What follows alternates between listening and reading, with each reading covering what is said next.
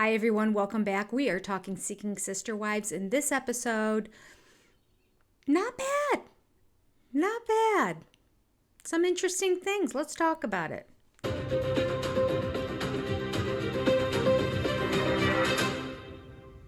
Okay, so this was another episode without the Ryan family.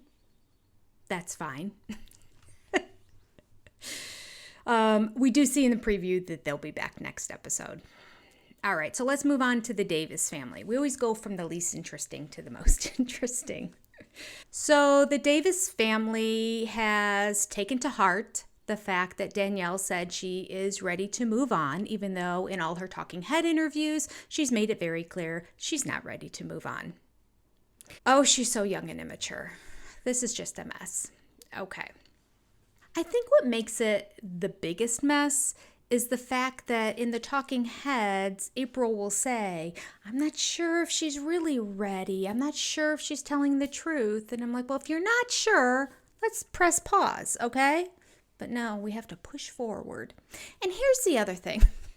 While we're on the subject, I think if they could just take off the stipulation that she has to marry whoever this chick is that's going to come into the family as another sister wife, then I don't think Danielle would care that much. Understandably, the idea of signing a legal document and being legally tied to somebody else is concerning. It should be. And there's really no purpose other than maybe Nick thinks that he'll keep the women there if they're married to each other because it's a bigger deal to leave, so it might be easier just to stay. Might be his way of roping them in and keeping them there without having to have ties to him himself. I don't know. But this keeps anyone from being able to just pick up and walk away because they're legally married to somebody else. Like, I don't know. Maybe it's really conniving on his part. I don't like it. Sorry. I don't like it. Okay. Let's get to the episode. So they all go out and they meet a girl that they met online through some sister wife forum. And she sits down and meets with them right away. Jen likes her vibe. She likes how she's dressed. She probably likes the piercings, the tats, whatever. She's feeling a connection. The girl's nice. They all get along really well in terms of superficial meeting people for the first time. Obviously, everyone's putting their best foot forward. It seems to be fine. They're asking her a lot of questions, and every one of her answers was perfect. She's not a jealous person. She doesn't mind marrying somebody else. She doesn't mind going to work and having Nick stay home with the kids. She doesn't mind having as many kids as he wants. Like, okay. Do you object to anything in life? I don't know. It makes me think she recognized them online from being on the show, and this is her 15 minutes of fame. So she'll say whatever she can to get into the family, to get as much airtime on television as she can, to increase her social media presence, and thus become an influencer. I mean, that's the path 90% of the kids these days are taking. So why not her? So this new girl's name is Jasmine. She's 30, I believe. Let me see, what did I write? Yes, 30. She's 30 and she has a boy. I don't think she ever said how old her boy is. Maybe she did. If she did, I didn't write it down. But his name is Adrian. Oh, did I add one more thing she doesn't object to? She doesn't object to everybody sleeping in one bed. Red flag! Who would not object to that? Oh, I barely want to sleep with one person.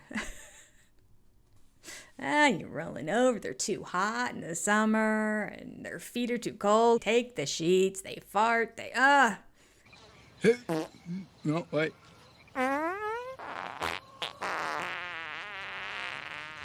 And look how many of them there are.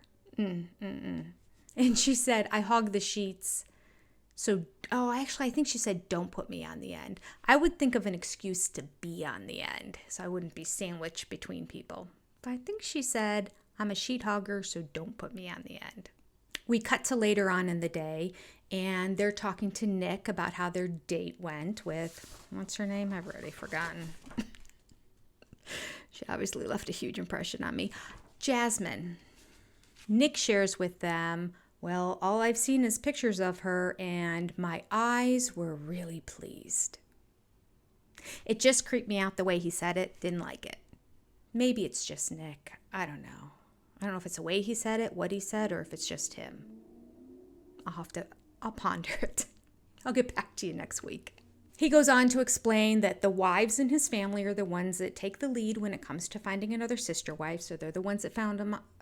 They're the ones that found Jasmine online, and they're the ones that went on the date first, and they were doing all the screening. And if they thought she would make a great potential sister wife, then they would then introduce her to Nick. So as this conversation is going on back at their house, Danielle is acting like everything's great. She's just fine with all of this. She's like smiling and chipper, as she was at that get together that they had too when they met Jasmine. Yeah, she's just yeah, she is putting on an act for them because she's not mature enough to know how to speak up for herself. It's kind of a little disturbing to watch, actually, to be honest with you. Makes me sad. So again, Nick checks in with her, on camera. Are you sure you're okay with this? So we're going through the same dog and pony dance we did last time. Yeah, I'm sure. And then April checks in. Are you sure? Yeah, I'm sure. Cut to talking head interview. It's a little hard to voice my concerns, especially when everyone seems on board. I don't want to be the one person who's like, I have a problem with that. So I think the hardest part for me is like going against the grain. You know what I mean? Like if I have to say something that's like my honest truth, but it doesn't go along with what everyone else is feeling, it can be hard. Yeah, not so sure. Okay, we're going to move to the Salahudins, who had a big episode this episode. They've been pretty boring this entire season, quite frankly. Not that I didn't enjoy them at all. It just wasn't highly entertaining. They interest me. I don't know why. They pique my interest, and I can't figure it out. Well, this episode, I guess, could explain why. Nyla has a friend named Jahari, who's also a polygamous friend, who is very familiar to me. I have seen Jahari before, and when I see the family that she's friends with, I'm almost positive they were on Seeking Sister Wives in the past. But the guy had 2 women with him, and they were looking for a third. And now it's just the guy and one of the girls. So I don't know the whole story, and life's been crazy. I haven't had a chance to do any deep dive on it. But I'm pretty sure the couple that she is with is a couple that's been on Seeking Sister Wives before, because they looked familiar too. She looks very familiar to me. So I'm thinking maybe she was the last. She wasn't the main one they were courting, but maybe at the very end they brought her in as another potential or something. I don't know. Or maybe she's from another reality TV show looking for her 5 minutes of fame. But her relationship with the other couple is that she has an intimate relationship with both the husband and the wife, i.e., polyamory, not polygamy. But that's okay, let's go on. Now we want to just call everything polygamy so that we can get on these shows. TLC just needs to make a polyamory show, and then we can get rid of the riffraff that doesn't fit into the mold. The most interesting comment from this family came from Naeem, actually, on the show. And it was right before they got together with Jahari and that, and he said, polygamy is all about love, unity, and income. Did you see how he slid that in there? Income? Wait. Put the brakes on. All right. Again, normally I just do reviews. I don't talk about other stuff I see on Reddit or anything else. But just because he made that comment, I do want to share that one of my viewers did write below one of my posts that the Salahudins have been looking for a sister wife for quite some time. And that's because they don't have a lot of money like I suspected they did at the beginning because of the kind of crazy car with the back massager that he was driving.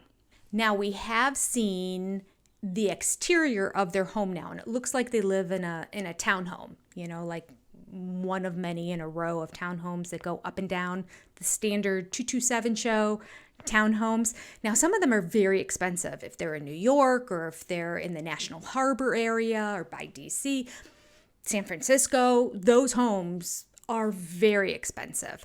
But another viewer posted under one of my videos in the past when I first said, I think they come from money, that the East, whatever, I can't remember the name of it, but it's East something is the name of the city that they show that they're from. She said it is just a working class, average Joe city. There's not a lot of money in there, and that the two of them don't have a lot of money. People know a lot about these people. Okay, I do have some questions that'll come up later about this family. So he mentions it's all about love, unity, and income. And this other person had posted that they have been looking for a sister wife because they want more money. They're looking for a sister wife with a good salary, a full-time employee who can bring money into their family. If that is truly their motive, this is just going to blow up. Nyla doesn't strike me as somebody who's passive by any stretch of the imagination. So for her to allow her husband to have an ongoing relationship with somebody else, I can see now it might look okay in terms of getting more money, but when push comes to shove, this is not going to work. So Nyla, Naeem, and Jahari are all sitting outside having a conversation on a patio outside of a restaurant. And what was our favorite? Jamila comes walking in, Naeem's mother. She is dressed to the nines. I don't know where she thought she was going, or she's just excited about the cameras, but she's working it. She's working it. She sits down very apprehensive because she thinks instantly Jahari is a potential sister wife for the two of them. And they say, no, she's just a friend. She's like, what kind of friend? Let's be specific. Okay, I'm going to pause here for a second. Has anyone else noticed that Jamila looks and sounds a lot like a combination of Jada Pinkett and Jada Pinkett's mother? Has anyone else watched the Round Table Talks? They have a very specific cadence in their speech patterns and the way they articulate themselves. And she has the same one. I wonder if they were raised in the same area. I mean, you can blindfold me and I can hear 20 different people talking and I'll be able to pick out Jada Pinkett Smith and her mother, who speaks just like her. So it makes sense. We do get our speech patterns from our parents. But it just kept striking me the whole time that I'm like, I feel like I'm at the Round Table Talk here. Just something I noticed as a speech language pathologist. Tell me if you notice the same thing too. Or are you just like, oh, I don't know, but I'll pay attention. Or, oh yeah, she does. I didn't think of it. I'd love it if just one person said, I thought the same thing. All right, moving on. So in the conversation they're all having, and can I just say, I love Jahari. Jahari seems very grounded, down to earth, logical, did a really good job of explaining her situation to Jamila. Gosh, I really wish I knew where I knew her from. It's driving me crazy now. Okay, so she's great. Love her. She'd be a great sister wife for anyone. As we're having conversations and we are talking about, quite frankly, I don't even remember how it came up, but I have a note here that Nyla is not really interested in taking turns in bed with Naeem. She thinks it's going to be a family bed situation. Cut to Naeem. He's like, we'll talk about it. He doesn't think so. This kind of seems like an important part that you would figure out and hammer out before you started searching for a sister wife and seeking one. And this could definitely lead to more arguments down the road. They need to work things out. Jahari really needs to be their counselor full-time. And so in typical fashion, we have Jamila getting in an argument with Nyla and Naeem, and it's escalating and it's escalating, and Jamila throws out the bomb. There's children involved. Oh, this is the first we're hearing they have kids. Now, they only reference one kid, Nyla's daughter, but Jamila said children. It's a whole conjugation of the word child. It's not like child's and she like slipped and put an S on it. She literally changed the word to children and made it plural. So I'm so curious now. How many children are involved? Did one of them maybe have kids from a previous marriage? And we're just talking about the girl right now, or what? What do you guys know? Write it down below. I know y'all know more than I do. I was shocked. I'm like, okay. Now I'm understanding Jamila a little bit more. Oh, but wait. I'm Team Jamila for a moment here.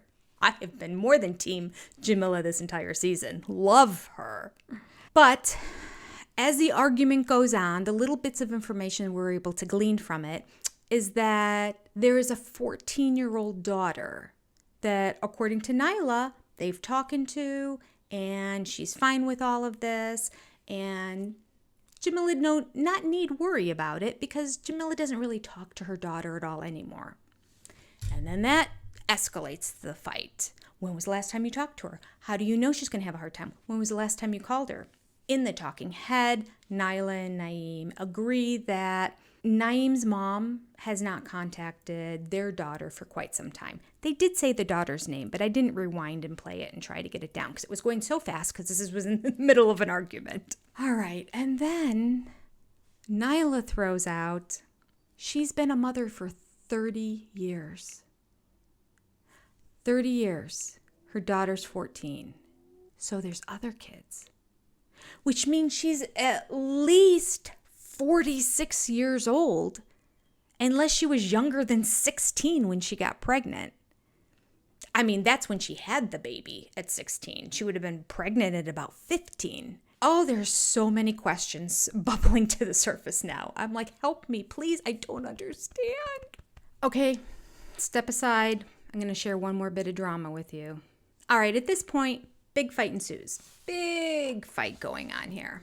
They're arguing over the daughter. I'm seeing both sides of the equation, quite frankly. It's making sense to me both ways. I'm understanding both their points of view. Neither of them are doing a good job at communicating at all. Terrible communicators. Jahari keeps trying to calm down Nyla. She's like rubbing her arm and she's like, okay, yeah, we're not going to go there. We're not, okay, calm down. All right, let that go.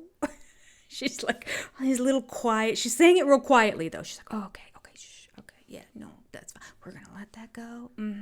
Well, Nyla can't let it go. Jamila's getting more and more upset at Nyla, kind of ignoring her son. It's now between mother-in-law and daughter-in-law. Standard. Now Jamila is throwing out that she's really upset at the disrespect that Nyla's showing her in the fact that she's raising her voice at her. Nyla doesn't seem to care at all. And Jamila's a little upset at Naeem over here because she said Naeem is not having her back and he's just sitting there letting this all go, which is true. Naeem is really passive. When it comes to arguments, he just kind of goes, yeah, no, this isn't good. He just has a different personality. I don't want to say he doesn't have an opinion on it. I think he really does. And he does tell his mom to step down at times. But when it gets heated and escalated like this, he didn't really do or say anything to diffuse it for either side. He just let the two of them go at it. Makes you wonder how often this happens. Don't ever talk to me again. I absolutely don't care. Done. Done deal. Hey, Done deal. I don't want to talk anymore. You walking out the door? Yeah, I'm walking out the door. Okay, that's what it's going to be. So both Jamila and Nyla completely lose their cool. I now see the other side of Jamila. I'll probably walk over there and smack you in your face if you keep Ma'am, and what you think going will happen when you do it? I don't like it. She was nasty. She was closed-minded. She was overly opinionated without apparently having the facts to back it up. And yet here we have Nyla over here yelling, screaming, and swearing. I mean, Figure out what you think gonna happen when you do it. What you think gonna happen when you do it. What you think gonna happen when you do it. What you think gonna happen? What you think gonna happen? We don't do You gonna be this. down there and I'm gonna be up here? Come on Put your now. crown on. We don't. I can't defend either one of them in this situation. But you want to hear some juicy news? Okay. Again, I normally don't do this on the channel, but it kind of shocked me. I came across it last night. I was trying to fall asleep. And I was just clicking on the little pictures on the side. I don't have my readers on. I don't know what it says or anything. I can't even read the little thumbnail picture. So I just click on something else if I wake up during the night to fall back asleep. Somebody was talking about this show, and they shared I think they heard it on Reddit. I don't even remember. Again, in and out of sleep, but I was like, what? If you listen carefully, during the fight at one point, Nyla calls Jamila aunt or auntie. I'm going to try to find it and insert it so you can see it and make your own decision. Rumor is Nyla and Naeem are cousins. Allegedly. Not just cousins, first cousins. Allegedly.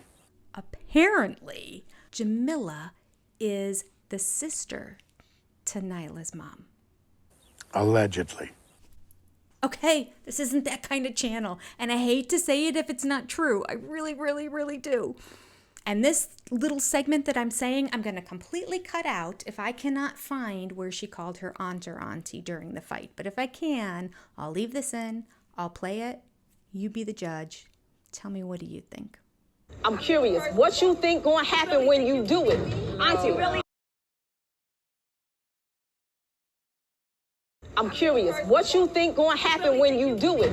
Auntie. Okay, our final family is the Merrifields. Usually the big shocker of them all, but not today. Salahudins win that prize. I should have put them last. But as usual, the Merrifields take up probably 50% of the episode. So let's talk about them now. Okay, as we remember in the last episode, we left it with Danny being on cloud nine because Natalia could not get married to Garrick. And on top of it, she's pregnant. So how do we open this episode? It's the same day. And they're now leaving to go to an ultrasound to see the baby. This cannot possibly go well. Danielle thinks it will be bonding. I don't think it will be. I was right. So they go. It was touching. She was very emotional, Danielle was. Garrick was his normal self. He kind of had a little fake smile on his face, though. He didn't just stare. He was like, looking at the screen. Danny in full tears, seeing her baby, as many of us have been there before, seeing your baby for the first time. And as she points out, it's been 14 years and she's older now and she hasn't been able to have kids all this time. She wanted to make sure the baby was okay. The baby was okay. Do we not all think that God is speaking here? They seem to think God keeps speaking to them. This is supposed to be your wife. Blows up, takes all your money and leaves. Understandably, but still. Number 2, getting ready to get married. Not happening. Having to go through the route of the K-1 visa now, which is going to take a lot longer to get her into America and a marriage. Apparently, we find out, number 3, Natalia's been trying to get pregnant. She hasn't been successful at it. Oh, God in his infinite wisdom. I love how he's just proving I'm wrong episode after episode. Not only am I not going to give you that mistress over there and that hoe over there, but I am going to see to it that your wife, who's been barren for 14 years, is now with child. I wish I could say that this just changed them around and now they're back to living their monogamous life back in America, but I watched an interview with them just this week, and still seeking sister wives and still believe it's God's calling. I don't know how, but they are.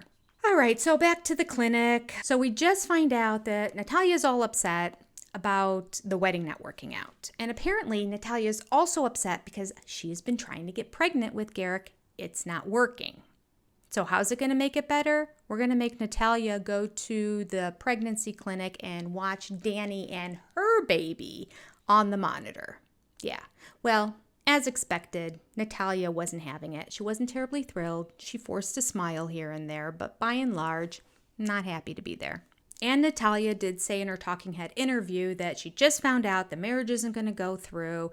She's devastated by it. Garrick really didn't support her or comfort her at all, and off they went to the clinic to look at the baby. So the whole thing was difficult for her. Okay, not a huge Natalia fan, but can't argue with that logic. And it's interesting that she said that. They never showed him being touchy, huggy, comforting to her. All he does is rub an arm and rub a leg. That's all he knows how to do. You're okay. Let me rub your leg. Everything will be better. Not enough for Natalia. Apparently enough for Danny. She's gone this many years. Not enough for Natalia. So after the whole pregnancy clinic scene, we go back to their home, and Natalia has all her friends coming over. The plan was all her friends were going to come over and they were going to celebrate the wedding that was going to happen earlier in the day. The wedding never happened. Instead, she went to the pregnancy clinic. I wonder if that was a filler that they threw in there because the wedding didn't happen. So TLC's like, well, here's something you can do. And Danny's like, yeah, let's do it. Oh, by the way, the baby is 11 weeks old. Seems like God put that little thing in there right before he left to go down to Brazil. I'm loving this storyline. Oh my goodness, where are we? Oh, right, we're at the party. So at the apartment, everyone's coming up and Natalia's friends all show up. There's probably like 10 or more of them that come. One girl is more beautiful than the next. And I swear Garrick was just taking down notes and names. Wife number 4, wife number 15, wife number...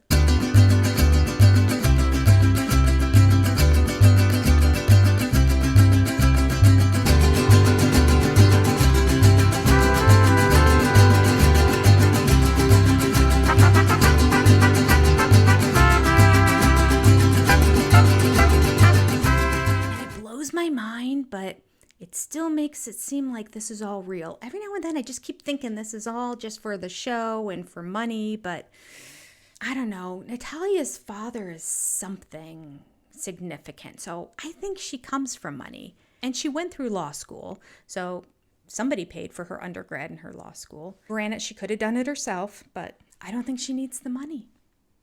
I think she loves Garrick. It's just so hard to believe. The polygamy thing is hard to believe, but then Garrick is your choice in polygamy.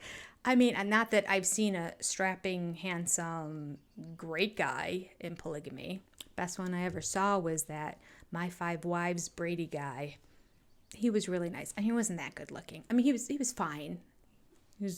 He was a good looking guy as far as average Joes go. But he was really nice, so I guess it made him look a little bit better. He's the only person I would ever consider being in a relationship if I was forced into a polygamous relationship. Just because he seems so nice that he probably wouldn't touch me. All right, let's go on. Have any of you watched My 5 Wives? That was the only polygamous show where I'm like, I like this family. All right. So Natalia has one friend who speaks pretty good English, so she becomes the translator for him. So they don't have to have this phone the entire time translating back and forth. And Natalia shares with her friend to translate that she was a little hurt today because she felt like Garrick really didn't comfort her much after finding out there wasn't going to be a wedding. And they just push forward with the rest of the agenda for the day. Now Danny defends Garrick and says, no, he was comforting. He cried. Garrick cries every 10 minutes. That doesn't mean anything. And Garrick cries for himself. Him crying did not comfort her. Those two do not go together. Danny's really mixed up in her interpretation and understanding of Garrick's emotions. He's so sensitive. Just because he cries. He cries when things don't go his way because he's a little boy who's always gotten his own way. And he's never grown up. She thinks you kind of ignored her.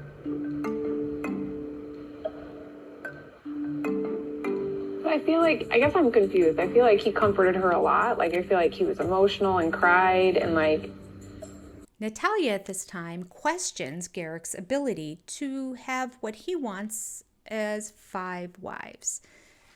She points out he didn't do a very good job of comforting her today in her distress, and there's only the 2 of them, of which neither of them are even wives right now, technically, but that's neither here nor there. So he has 2 women in his life, and he's failing at comforting and emotionally being present and there for them. Let me tell you, Natalia, it doesn't get any better. There's not a compassionate, emotional, giving soul deep down inside. How does Garrick respond? Does he say, I'm going to work on it? Or, oh no, it's in there. I'm sorry I didn't show it to you. No. Of course not. Garrick gets defensive. And he's like, well, when there will be, like, let's say one more wife, when there's just 3 of us, and I am alone with one of them, and another one is struggling, they have each other to comfort each other. Basically, you don't need me. The more wives I collect, the less I have to be emotionally involved with any of you. It can just be sex for me. In terms of the emotional component you women all need, get it from each other. That's his stance. Not quite in those words, but that was my translation. So now at this point, we have Garrick crying, of course. And we have Danny crying as she's talking, and we have Natalia just doing the eye roll thing again. See, the eye roll thing is what makes me think this is all fake, like she's over them. But then she moves forward and she's sleeping with a guy and she's trying to get pregnant and she's trying to have a wedding. So I am confused. If you're so frustrated with someone, you're going to roll your eyes at them. Are you going to marry them? I mean, you shouldn't. Apparently she's going to. So I've written on here, yes, we have Garrick crying again. Oh, Lordy, why? Who cares? Moving on. Mas nós não estamos em conflito agora. No, yeah. No problems now. It's a work for better. Yeah, problems and trip a little more. So Garrick talks now. He leads with this. Okay. It's hard because I love both of them. And I guess the thing I love about living plural is the sisterhood. That's my favorite thing. Okay. And seeing the love and affection there. He loves the sisterhood and the love and affection there, but he will never let the 2 of them be alone without him being present. How can they ever have love and affection with each other or get to know each other at all when he's always there inserting himself, fearful of what one might say to the other? Oh, it's just going to get worse if he gets married to him and they're all living under the same roof. It's a disaster waiting to happen. I want to prevent it. On the other hand, I want him to just go forward and just see it all explode. Some people have to learn the hard way. I feel like Garrick might be one of those people. And you know what? Maybe Danny too. Garrick goes on. He says, when they are unified in love, like, it makes me become a better man. I just wrote, BS. How? Please explain. These all sound like talking head, memorized quotes that he's prepared in advance to say about this situation. Because when has he ever seen Danielle and Natalia unified in love? Hasn't happened yet. Danny hasn't wanted this from day one. And she's frustrated that she's trying actually harder than Natalia is to have a relationship. Unified in love. Garrick goes on. He says, so it makes it hard sometimes when they're not together fully. I just wrote, manipulator. He's crying over them, not liking each other, so they'll fake it to make him better, to keep him from crying. It's like the parent that can't control their kids and never really learned how to discipline properly, so they just keep feeding them candy to shut them up and be quiet. It's like, just be nice to me or I'm going to cry if the 2 of you don't get along. Oh, we're getting along, Garrick. Look, we're getting along. It's all their fault. They're not getting along. I'm fine. I don't have to be a part of it whatsoever. It's crazy. The translator friend at the end is being interviewed by production staff, and she says that she thinks that maybe this relationship could work out, but they need a lot of time first to work through some things. Yeah. I think they should be a married family, but not right now. I think they need more time to work this trust issue between Danielle and Natalia. And I think Garrick needs to pay more attention to both of his wives. We have a new Yoda on the show. Bye-bye Yoda Billy. Hello Yoda Lorena. And I think Garrick needs to pay more attention to both of his wives. We love Lorena. All right, so later on that evening, it turns out to be their last night there. They go to the Copacabana. which apparently is the name of the area where all the bars are that are beachfront right there in Rio. When I think of Copacabana, I think of Barry Manilow, who is older than me. Not my time. I didn't listen to Barry Manilow. Don't you kids call me boomer. But I do know some Barry Manilow songs, and they're pretty good. Copacabana is one of them. All right. Of course, that song referred to a nightclub in New York. It wasn't talking about Rio, if I recall correctly. All right, moving on. They all go out to eat outside, and Natalia says to them, I think that this baby is going to bring us all closer together. She says it seriously. I don't know how that can possibly be. It's going to draw Danny and Garrett closer together for sure. How it's going to draw either of them closer to Natalia or Natalia closer to them, not sure. Unless she was there full time and truly fell in love with this little baby, then she still wouldn't necessarily draw her closer to them, though. Then she would just be closer to the baby. I don't know. I don't see it happening, but that's what she said, which was a nice thing to say since it's their last night. Natalia points out to Garrick that this is his very last night in Rio, and how does he feel?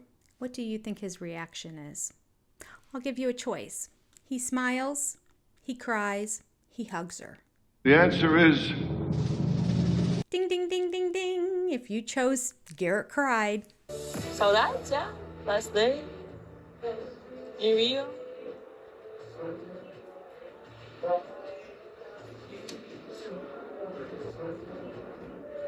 He did. He got all teary-eyed again. Of course. Sad for himself. All right. I did notice that in this episode, Natalia's English is so much better. She understands so much more and she speaks so much better. She has full sentences now and she has come leap years in the 6 weeks. Well, it's been a little bit more than 6 weeks. He's been there for 6 weeks. I don't know how long the gap was. I want to say it was maybe about a month. So maybe it's like 10 weeks or so, a few months. So much better. Garrick and Danny have been in a relationship with somebody from Brazil for how many years now? About 4 years total. They don't speak a lick of it. Garrick was able to throw out the word for beer. Cerveza sounded like it's pronounced in Spanish, but slightly different. What else has he said? He can propose. He doesn't try at all. Natalia's trying. Of course, Natalia also probably wants to learn English as a second language and become fluent in it because that's just going to make her a better lawyer and more employable as well. All right, so I wrote down one thing. She was saying how she's like going to miss Garrick and all that at the very end. And I wrote down here, Garrick still doesn't know E means and, which is the same in Spanish too. So even if you're semi-familiar with Spanish, you would know E means and. And it's the same. Not all the words are the same in Portuguese and Spanish. This one is. Simple little word. Comes up a lot. He goes, you, Danny, happy?